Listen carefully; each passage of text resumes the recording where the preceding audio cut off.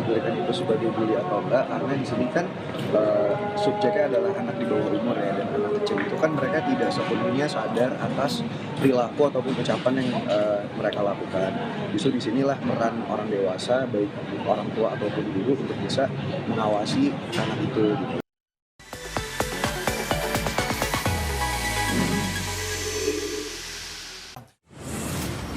Selain Babang Tanfan dan Raffi Ahmad, Jessica Iskandar juga mengaku kalau putra sulungnya El Barak Alexander pernah menjadi korban bullying di sekolah.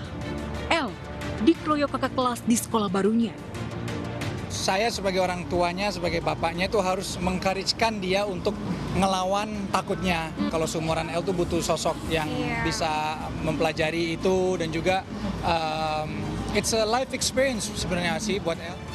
Kesian lah namanya anak ya, tapi kita sebagai orang tua, maksudnya kalau kita terlalu gimana juga anak jadi nanti takutnya manja atau apa gitu. Cuma ya kita juga nggak mau terlalu gimana lebay atau apa gitu. Kita sebisa mungkin kita lihat keadaannya, kita cek terus, kita monitoring. Sony Septian juga berusaha menguatkan hati anak sambungnya Kim Faas yang dibully teman-teman sekolahnya gegara kasus ikan asin Mami Fairuz Arafik versus Gali Ginanjar Pablo Benua Ray Utami. Aku tuh selalu berusaha untuk dua orang pilihan Allah ini untuk nggak mendengar sesuatu yang tidak seharusnya mereka dengar gitu. Mereka sudah sembuh, trying to move on. Iya, terus dan itu tuh nggak gampang gitu untuk menyembuhkan itu. Tapi adalah nanti yang berusaha dibuka lagi, orang yang berusaha ngebuka lagi untuk nggak tahu maksud tujuannya apa. Bullying memang meninggalkan dampak trauma psikologis pada mental korban bully. Maka wajar kalau Pasutri, Atta Halilintar, dan Aurel Hermansyah, serta Vena Melinda dan Verrel Bramasta langsung bereaksi keras saat Aminah dan Fania yang masih usia belia jadi korban bullying. Fania jadi korban bullying di sekolah. Kita susah mengkategorikan itu sebagai bully atau enggak, karena di sini kan subjeknya adalah anak di bawah umur ya, dan anak kecil itu kan mereka tidak sepenuhnya sadar atas perilaku ataupun ucapan yang mereka lakukan.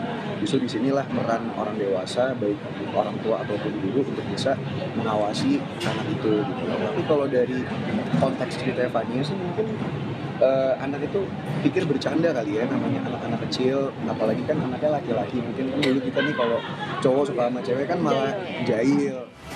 Sedangkan Aminah jadi korban netizen emak-emak yang berprofesi sebagai guru dan istri dari aparat kepolisian.